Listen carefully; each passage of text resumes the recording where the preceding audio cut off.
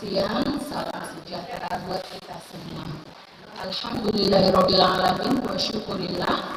Pada kesempatan hari ini yang teristimewa sekali kita bisa berkumpul, ya, kita diberi nikmat sehat, ya, semuanya bisa melakukan aktivitas seperti biasa. Pada momen siang hari ini kita akan mengadakan sosialisasi budaya positif yang ada di Kombel kita dan sudah diagendakan sebelumnya. Kepada Ibu Sumi untuk memberi kata sambutan sebelum kita mulai.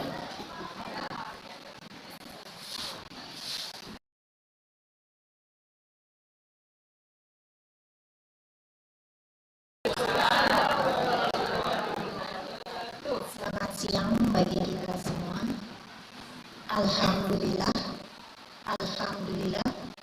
puji syukur kita panjatkan kehadirat Allah Subhanahu wa Ta'ala, di mana pada siang ini kita semua masih diberi kesehatan, kesempatan untuk dapat berkumpul di sekolah kita ini, SMP Negeri 4 Dumai yang tercinta.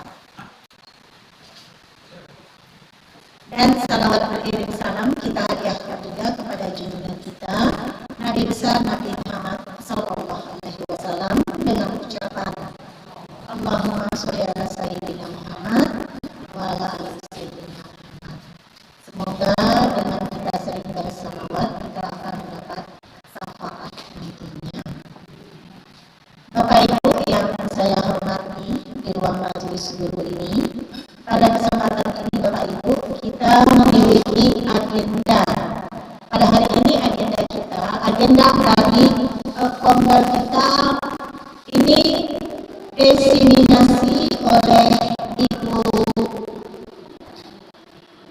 Kresmiati dan Ibu Yunilda. Ini mengenai budaya positif yang ada di sekolah kita ini. Jadi kami harap kepada Bapak Ibu semua supaya kita bisa di sini untuk mengikuti sosialisasi yang akan disampaikan oleh Ibu Kres dan Ibu Yunilda mengenai budaya positif tersebut. Untuk tidak berlama-lama, acara ini nanti akan saya serahkan langsung kepada Ibu Yunilda dan Ibu Kres. Terima kasih. Assalamualaikum warahmatullahi wabarakatuh.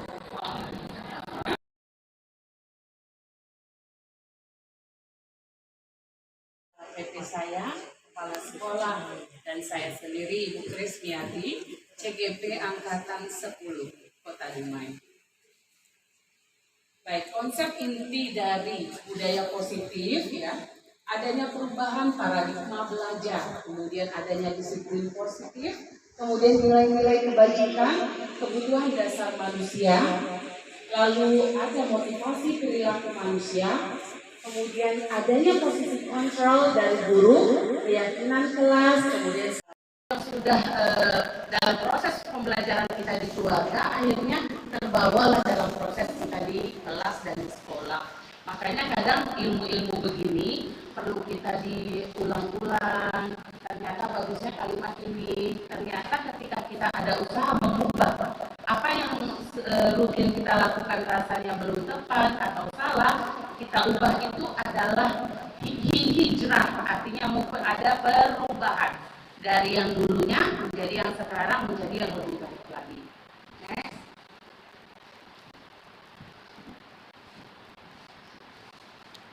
Oh iya, menanyakan keyakinan. Apakah keyakinan kelas kita, nilai-nilai yang telah disepakati bersama, seperti apa gambaran sebuah kelas yang ideal menurut kamu? Tanya itu sebelum kita membuat keyakinan itu. Jadi artinya berasal dari murid, oleh murid, dan untuk murid. Oke, ini apa ya? Lanjut.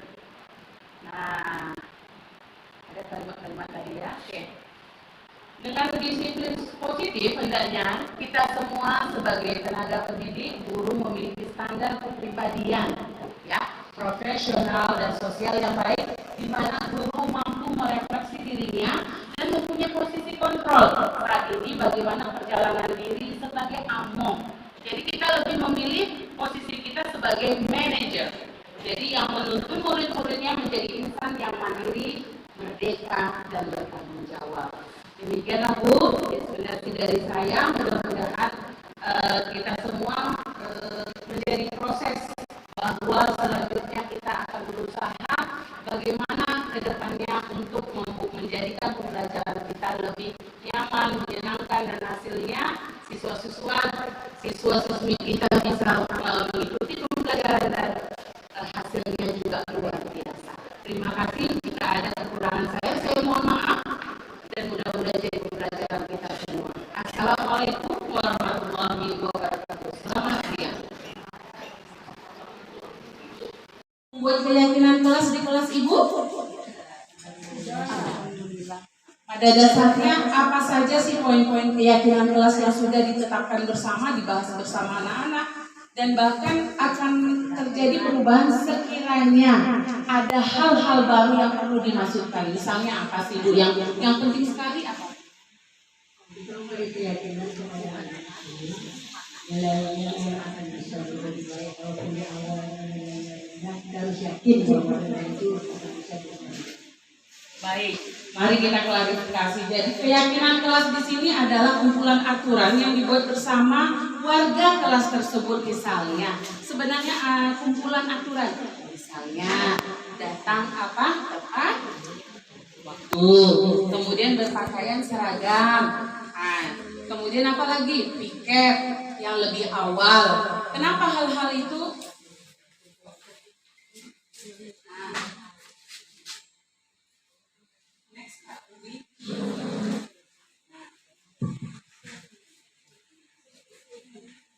Kita bisa lihat ya bagaimana kita menerima stimulus, kemudian ada teori yang menyertainya. Oke. Budaya kita, makna kata disiplin itu berubah menjadi sesuatu yang dilakukan seseorang pada orang lain untuk mendapatkan kepatuhan. Jadi sama keinginan kita kepada anak kita berharap sekali ketika ada pembelajaran di rumah, ke depannya tanpa harus kita menggurunya lagi atau mengingat dengan berulang-ulang, dia sudah melakukan suatu kepatuhan. Tetapi kalau proses ini ternyata tidak langsung action dan perlu waktu, dan itu akan dilakukan berulang-ulang. Kita cenderung menghubungkan kata disiplin dengan ketidaknyamanan.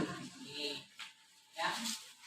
Jadi disiplin kadang ingat dengan orang yang ada di angkatan misalnya. Kemudian merupakan salah satu pendekatan disiplin diri yang menampakkan seseorang untuk memampukan seseorang untuk mengontrol perilakunya dalam kesadaran dan bertanggung jawab atas tindakannya. Sudah dalam proses pembelajaran kita di keluarga, akhirnya terbawalah dalam proses kita di kelas dan di sekolah. Makanya kadang ilmu-ilmu begini perlu kita diulang-ulang. Ternyata bagusnya kalimat ini. Ternyata ketika kita ada usaha mengubah apa yang rutin kita lakukan rasanya belum tepat atau salah, kita ubah itu adalah hijrah, artinya ada perubahan dari yang dulunya menjadi yang sekarang menjadi yang lebih baik lagi. Next.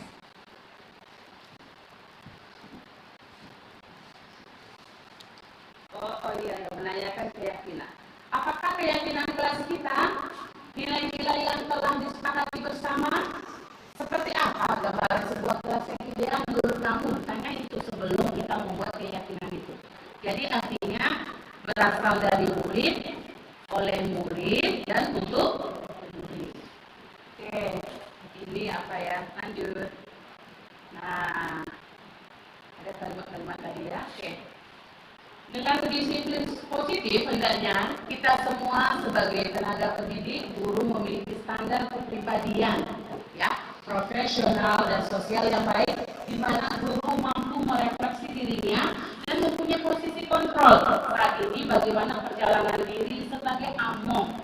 Jadi kita lebih memilih posisi kita sebagai manajer. Jadi yang menuntun murid-muridnya menjadi insan yang mandiri, merdeka, dan bertanggung jawab. Demikianlah Bu, inspirasi dari saya. Mudah-mudahan kita semua menjadi proses bahwa selanjutnya kita akan berusaha bagaimana ke depannya untuk menjadikan pembelajaran kita lebih nyaman, menyenangkan, dan hasilnya siswa-siswi kita bisa mengikuti pembelajaran dan hasilnya juga luar biasa. Terima kasih. Jika ada kekurangan saya mohon maaf, dan mudah-mudahan jadi pembelajaran kita semua. Assalamualaikum warahmatullahi wabarakatuh. Selamat siang. Sudah dalam proses pembelajaran kita di keluarga, akhirnya terbawalah dalam proses kita di kelas dan di sekolah. Makanya kadang ilmu-ilmu begini perlu kita diulang-ulang. Ternyata bagusnya kalimat ini. Ternyata ketika kita ada usaha mengubah apa yang rutin kita lakukan rasanya belum tepat atau salah, kita ubah itu adalah hijrah, artinya ada perubahan dari yang dulunya menjadi yang sekarang menjadi yang lebih baik lagi. Next.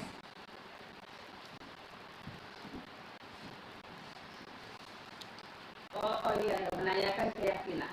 Apakah keyakinan kelas kita, nilai-nilai yang telah disepakati bersama, seperti apa gambaran sebuah kelas yang ideal menurut kamu? Tanya itu sebelum kita membuat keyakinan itu. Jadi artinya berasal dari murid, oleh murid, dan untuk murid. Oke, ini apa ya? Lanjut. Nah, ada kalimat-kalimat tadi ya. Oke. Dengan disiplin positif, hendaknya kita semua sebagai tenaga pendidik, guru memiliki standar kepribadian, ya, profesional dan sosial yang baik, di mana guru mampu merefleksi dirinya dan mempunyai posisi kontrol. Saat ini bagaimana perjalanan diri sebagai among. Jadi kita lebih memilih posisi kita sebagai manajer.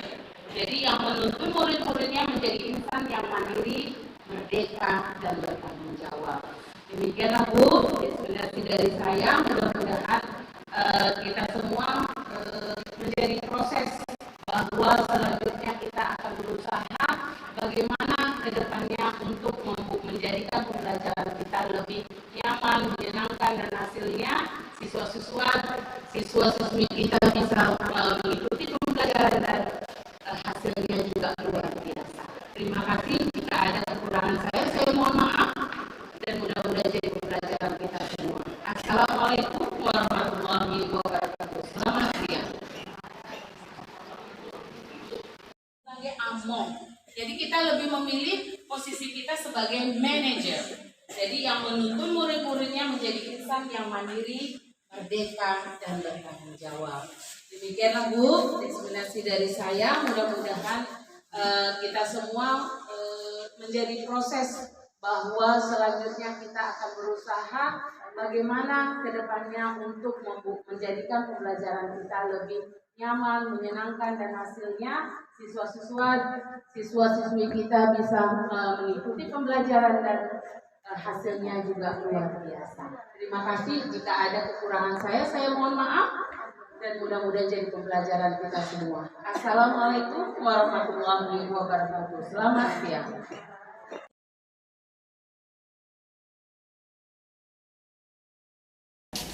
Assalamualaikum warahmatullahi wabarakatuh. Waalaikumsalam warahmatullahi wabarakatuh. Saya ucapkan terima kasih kepada Bapak Ibu yang hadir di sini, di mana saya di sini sebagai guru, calon guru penggerak angkatan 10 akan mendiseminasi materi tentang budaya positif, dan ini merupakan tugas kami dari CGP berupa aksi nyata.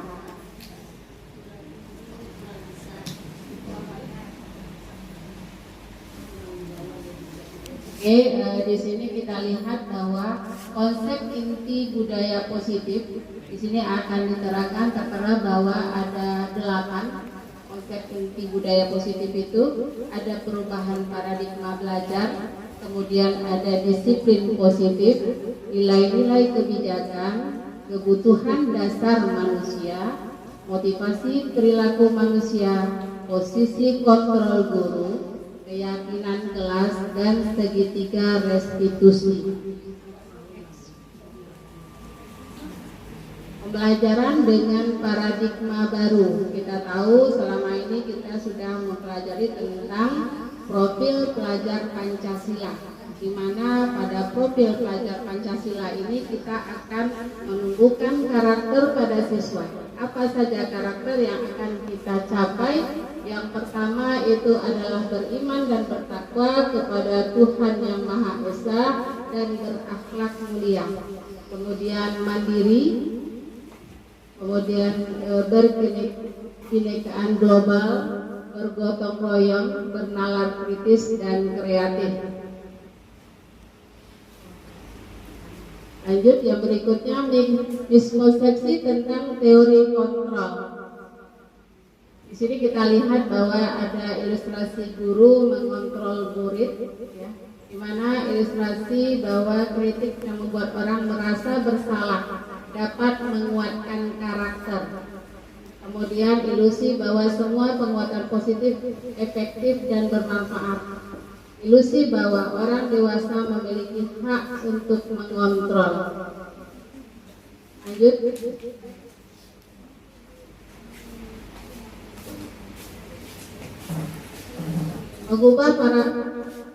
Kita lanjut lagi, mengubah paradigma stimulus respon ke pendekatan teori kontrol. Di sini kita bisa lihat ada stimulus respon, kemudian ada teori kontrol atau pilihan. Next, disiplin positif. Dalam disiplin positif kita ada dalam budaya kita, makna kita disiplin telah berubah menjadi sesuatu yang dilakukan seseorang pada orang lain untuk mendapatkan kepatuhan. Kita cenderung menghubungkan kata disiplin dengan ketidaknyamanan. Jadi untuk anak-anak kita di SMP 4 ini, kata disiplin itu merasa dia tidak nyaman karena dia apa yang mereka senangi tidak sesuai dengan aturan di sekolah. Kemudian merupakan salah satu pendekatan disiplin diri yang memampukan seseorang untuk mengontrol perilakunya dalam kesadaran dan bertanggung jawab atas tindakan sebagai wujud menghormati diri sendiri dan orang lain. Sebagai pendidik, tujuan kita adalah menuntun murid untuk memiliki disiplin diri sehingga mereka bisa berperilaku yang mengacu pada nilai-nilai kebajikan universal dan memiliki motivasi intrinsik, bukan motivasi ekstrinsik. Berarti motivasi itu kalau intrinsik berarti yang dari dalam dirinya sendiri. Kalau motivasi ekstrinsik berarti motivasi dia tidak mendapat hukuman atau motivasi karena dia menghindari untuk mendapatkan suatu penghargaan. Jadi motivasi itu ada motivasi ekstrinsik dan motivasi intrinsik. Jadi untuk kita semua, kita akan memunculkan motivasi intrinsik dari siswa-siswa kita di sini. Oke, next, lanjut. Goyang, Bu. Itu, yang di itu. Kita lanjut lagi, nilai-nilai kebajikan. Apa saja nilai-nilai kebajikan itu? Nilai yang disepakati bersama lepas dari suku bangsa, agama, bahasa maupun latar belakang. Ada nilai mandiri, beriman dan bertakwa kepada Tuhan Yang Maha Esa, kemudian mandiri, bergotong royong, bernalar kritis, kreatif, berkebinekaan global. Ini sesuai dengan profil belajar Pancasila. Oke. Kebutuhan dasar manusia. Kebutuhan dasar manusia adalah segala sesuatu yang kita lakukan untuk mendapatkan apa yang kita inginkan. Seluruh tindakan yang kita lakukan memiliki tujuan tertentu dan semua usaha terbaik kita lakukan adalah dalam rangka agar kebutuhan dasar kita terpenuhi dengan baik. Apa saja kebutuhan dasar itu? Di mana kebutuhan dasar itu ada 5. Yang pertama itu bertahan hidup, kemudian kasih sayang dan bisa diterima, kemudian yang berikutnya kebersihan, kebebasan, kemudian yang berikutnya kesenangan dan penguasaan manusia. Lanjut, yang berikutnya, perilaku buruk tidak dapat dibiarkan, namun perlu dipahami dan tindak lanjuti dengan mengajak murid berefleksi agar mereka dapat belajar dari kesalahan.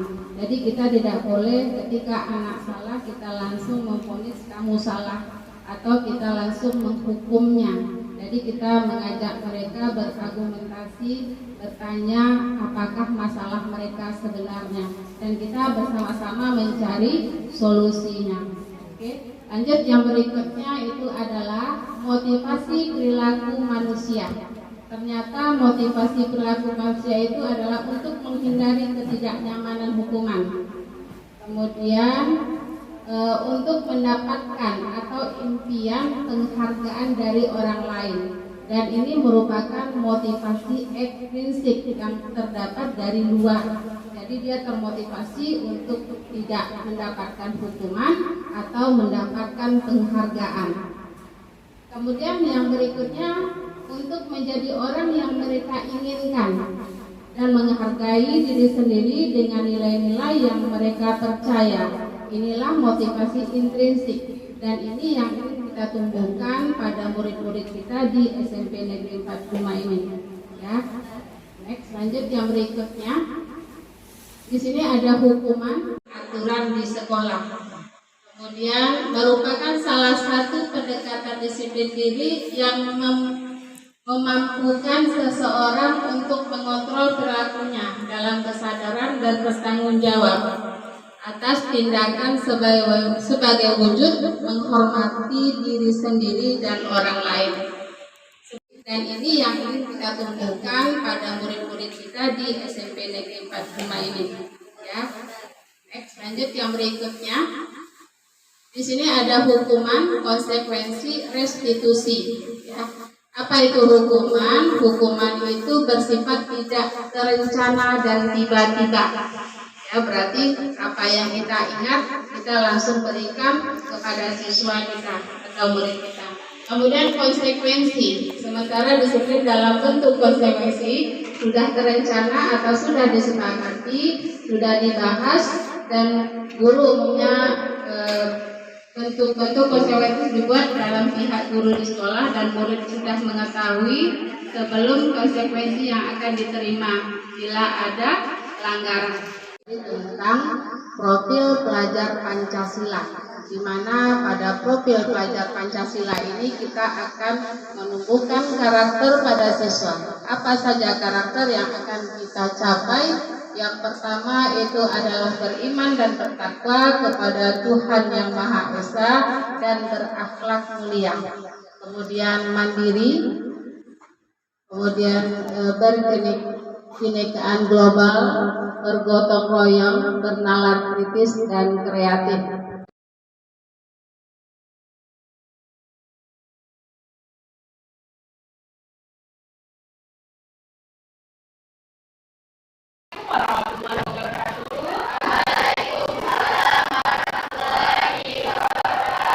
Good morning, selamat pagi. Apa kabar semuanya? Alhamdulillah. Ini kelas sejak 1 luar biasa, selalu semangat. Untuk pembelajaran bahasa Inggris bersama Mary, terlebih dahulu kita akan membuat keyakinan kelas. Tahukah kamu tentang keyakinan kelas? Nah, kumpulan aturan yang dibuat disepakati bersama warga toleransi sama kamu. Nah, memang sudah bagikan ya. Ini namanya kuesionernya ya. Tolong kamu tulis.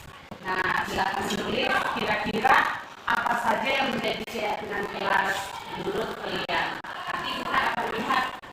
Ya, oke. 1, 2, 3. Silakan ditulis. Tulis. Oke, silakan tempel ke depan.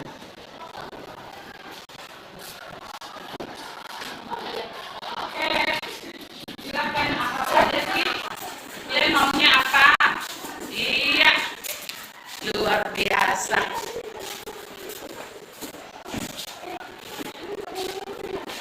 Nah, thank you ya Tita, thank you semuanya.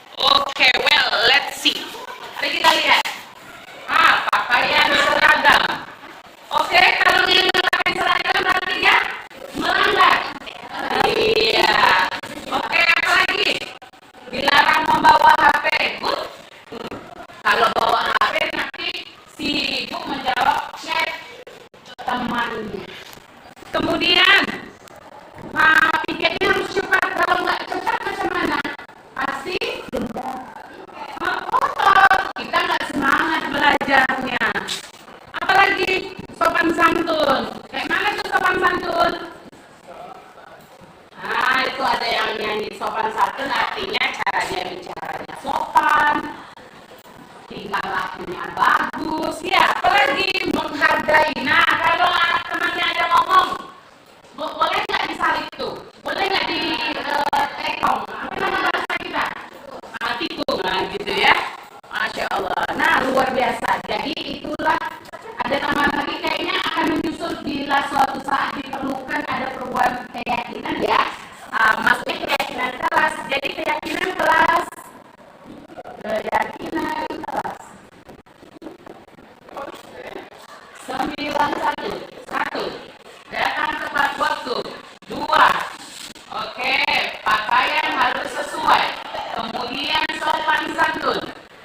Hadir tepat waktu, itu nomor 1 ya. Kemudian saling menghargai. Oke. Nah, nomor 5. Nah, kita harus sepakat. Demikianlah keyakinan kelas yang sudah kita sepakati bersama ya. Semoga kalian tetap konsekuen dengan keyakinan yang sudah kita buat. Ada yang mau ditanyakan kalau melanggar keyakinan, kira-kira apa yang mau kita lakukan? Yang pertama mungkin ditegur dulu ya. Teguran pertama, lalu teguran keduanya bagaimana? Sanksi. Mau sanksi